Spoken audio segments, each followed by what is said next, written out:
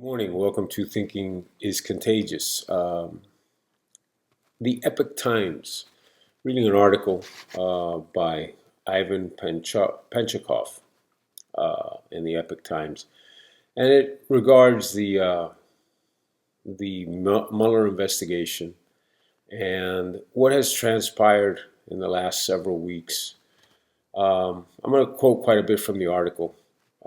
Hopefully, follow along with me.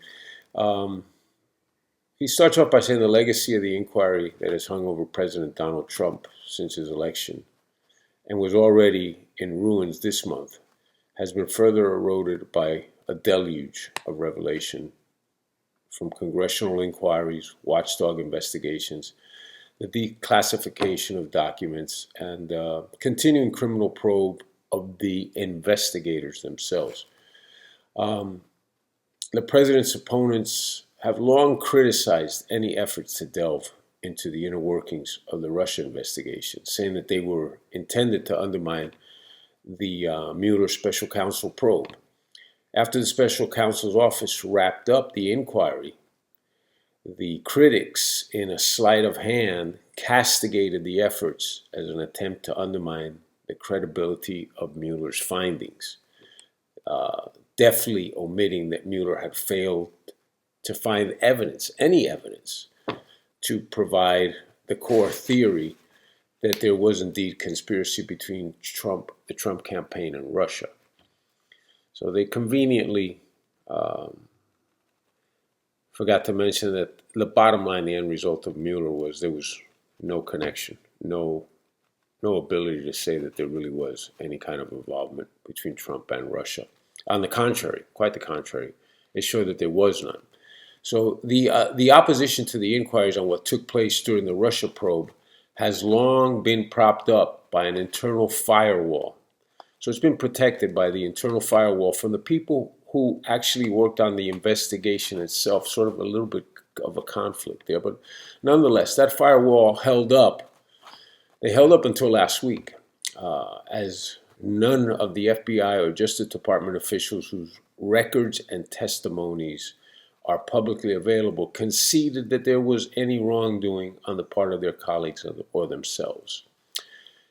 Some, such as former Deputy Attorney General Rod Rodstein, has testified that they wouldn't have taken key steps knowing what they know now, and others like Tricia Anderson, the principal Deputy General Counsel for the FBI, admitted to irregularities and omissions in their work and in their probe itself.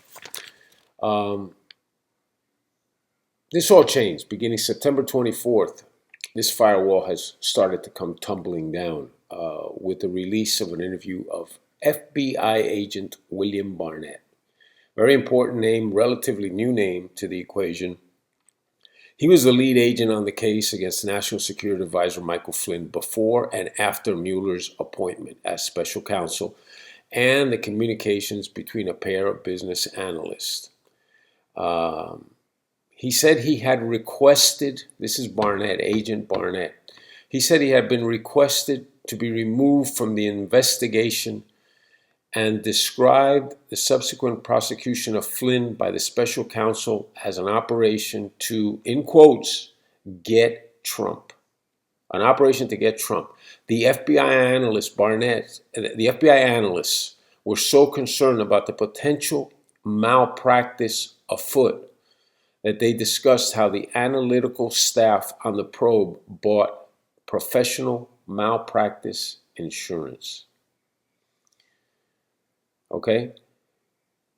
The FBI, I'm going to repeat it, the FBI analysts were so concerned about the potential malpractice that they discussed how the analytical staff on the probe they actually bought professional malpractice insurance.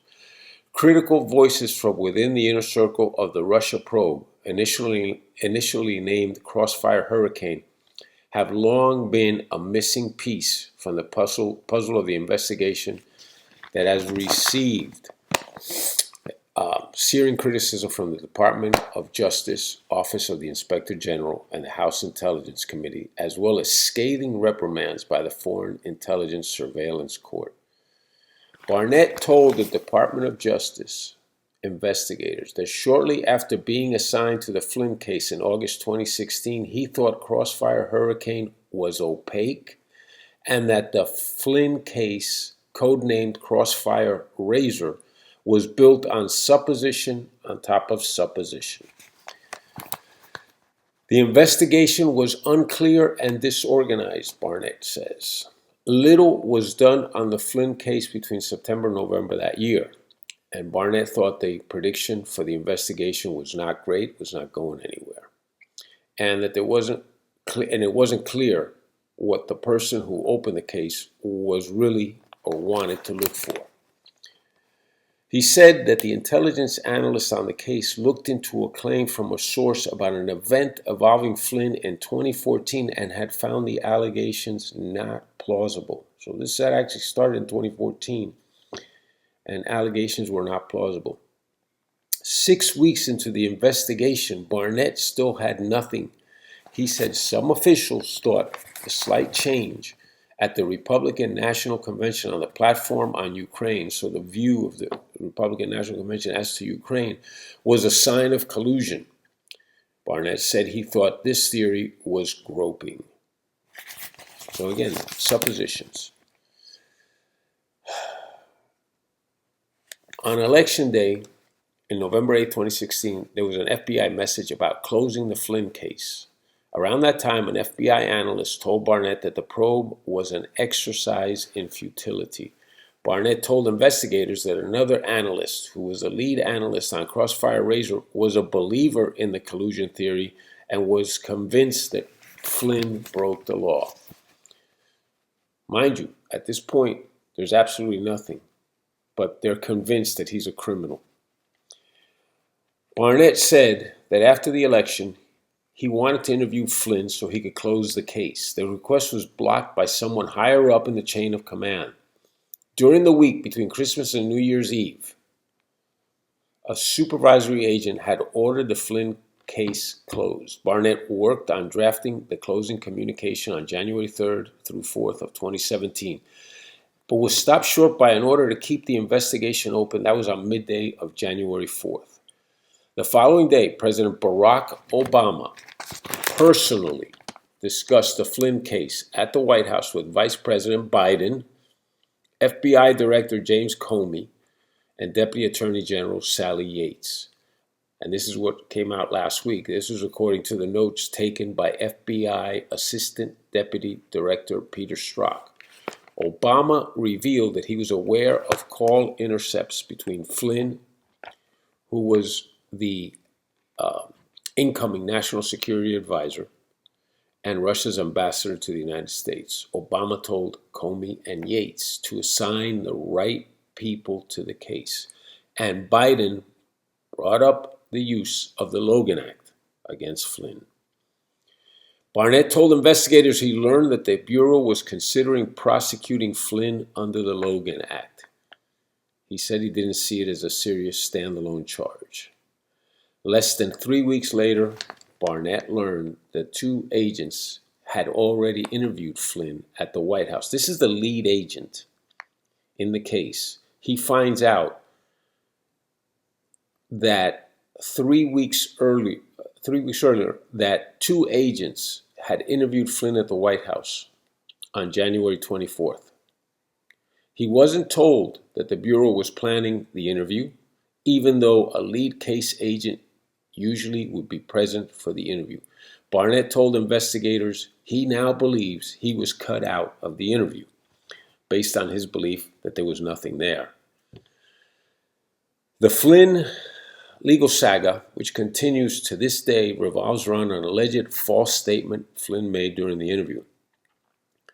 After the interview, senior FBI and Department of Justice officials regularly met about the Flynn case, but line agents were left out, Barnett said, adding that the investigation was run by management rather than agents.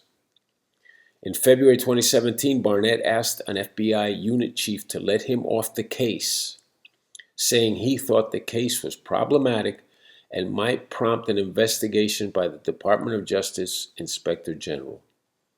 Mueller took over Crossfire Hurricane after Trump fired Comey in May of 2017. Barnett was convinced to join the Mueller team, where he quickly encountered officials who had an agenda, in quotes. They included Mueller's lawyer, Jeannie Rhee, who Barnett said was obsessed with Flynn and Russia. Barnett told investigators that the attorneys on the Mueller team ran the investigation. The attorneys ran the investigation. The attorneys, mostly Democrats, ran the investigation with the conviction that there was something criminal there. So guilty until you prove yourself innocent. And vied to be the first. The attorneys vied to be the first to find the crime because they wanted to be part of something, and quote, big. The rush to find the crime played out in interviews with witnesses. On multiple occasions, when Mueller's lawyers interviewed people from Trump's circle, it was Barnett who stepped in with clarifying and follow-up questions, which eventually prompted the attorneys to attempt to remove Barnett from the interviews. In one interview, Flynn said something that suggested Trump knew about the calls to Kislyak. Barnett had the impression Flynn was just trying to say what the lawyers wanted to hear. He stepped up with a follow-up question, and Flynn clearly clarified that Trump wasn't aware of any calls. So they were railroading, they were guiding Flynn, they were backing him into a corner, and actually an FBI agent had to go in to clarify. And this is a man in Barnett who was doing so because he knew that what was going on was wrong. Flynn said in court papers his lawyers told him after the first special counsel interview that the investigators weren't happy with his answers. For the subsequent sessions, his lawyers coached him to use words he wouldn't have used, he said. He eventually fired the lawyers and accused them of ineffective counsel due to the conflict of interest. Barnett wasn't the only official concerned with the conduct of the Russia probe. FBI and CIA analysts who worked on Crossfire Hurricane in 2016 were so concerned about what scrutiny of their work by the incoming administration might reveal that they took out professional liability insurance. We all went and purchased professional liability insurance, an FBI analyst wrote to a colleague on January 10, 2017. Holy expletive. All the analysts too, the colleague responded. Yep, all the folks at the agency as well, the analyst wrote. The conversation then shifted to what could happen if the Trump administration discovered the details about the probe via leak to the press. The thought was that if the piece comes out and the January 20th comes around and the new attorney general might have some questions, then yada, yada, yada, and we're all screwed. One of the two analysts who weren't identified in the documents wrote. He said, don't think it will happen now, but just in case, this could be a very unpredictable 4 years, the analyst said. The two analysts were working on the Flynn case. Other text messages between the analysts show that both conceded that nothing of substance was uncovered in the Flynn inquiry. The pair then expressed exasperation after the case was ordered to stay open. The quote is, so Razor's going to stay open? One of the analysts wrote, yep. Crimes report being drafted, the other analyst responded. One of the analysts then wrote that the FBI officials were scrambling for info to support certain things, and it's a madhouse. So looking, fabricating. The alleged Clinton plan. On one potential reason for the apparent lack of substance behind the Russia probe surfaced as part of yet another disclosure on September 29th. In a letter, Director of National Intelligence John Ratcliffe disclosed that then CIA Director John Brennan briefed Obama in late 2016 about Russia intelligence alleging a plan by Clinton to stir up a scandal around Trump by tying him to the alleged hack of the Democratic National Committee by Russian intelligence services. After the U.S. intelligence service obtained the insight into the Russian intelligence analysts in late July 2016, Brennan briefed Obama and other national security officials about the purported Clinton plan, including the alleged approval by Hillary Clinton on July 26, 2016, date specific, of a proposal from one of the foreign policy advisors to vilify Donald Trump by stirring up a scandal and claiming interference by Russian security services. On September 7, 2016, U.S. intelligence officials referred the matter to Comey and Strzok, the FBI. And according to Ratcliffe, the referral was titled U.S. Presidential Candidate Hillary Clinton's Approval of a Plan Concerning U.S. Presidential Candidate Donald Trump's and Russia hackers hampering the U.S. election as a means of distracting the public from her use of a private email server. That's the name of the undertaking.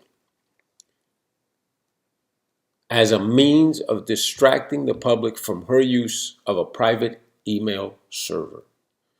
If this is not complicit between Obama, Biden, and Hillary Clinton to get Donald Trump. If you recall, during that election cycle in 2016, in that summer when Obama was campaigning for Hillary, there was a famous speech that he made ridiculing Trump when Trump claimed that the Russians wanted Hillary and were involved in helping her win the election. And Obama said that it was absurd. He goes, if you think Russia's got involved, he said something along the lines, Trump, shut up and go get votes. Quit blaming other people, making it seem ridiculous. What's coming out now, I think you can see the lack of morality and the lack of quality of human being that we lived under for 8 years under the Obama-Biden administration. Okay? The article goes on to say the intelligence community does not know the accuracy of the allegations on the extent to which the Russia intelligence analysts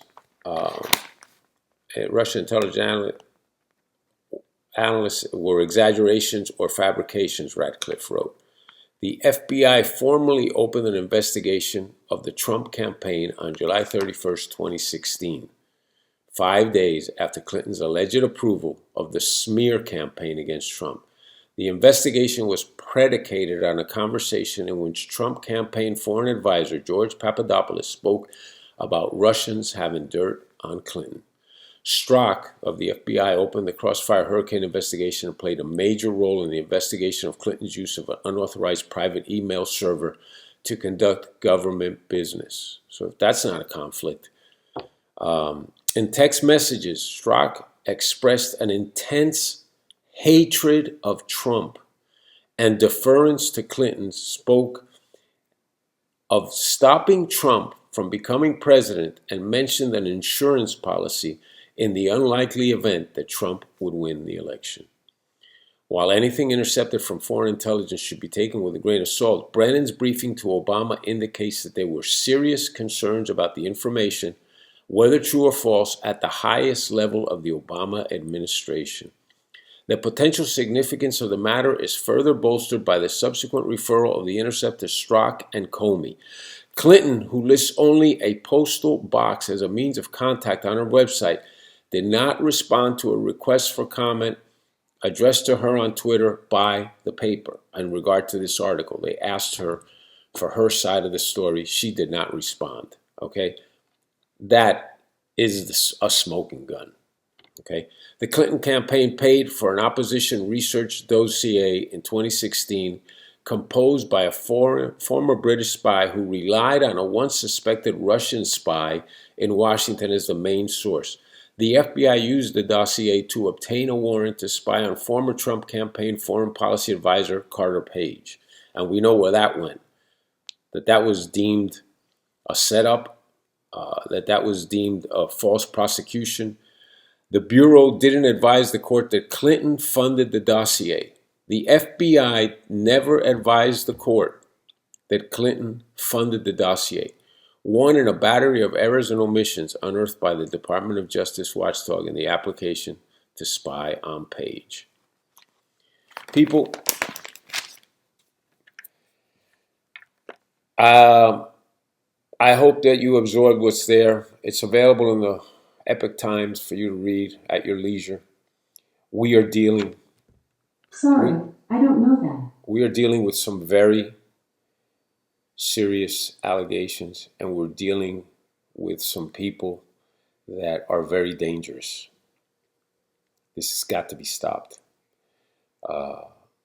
We have to be very conscious of what our vote is. We have to be very conscious of where this country is going, and we have to be very conscious that the socialist element that is attempting to weed its way into Washington, D.C., well, it's already there, but it's to the highest office of the nation,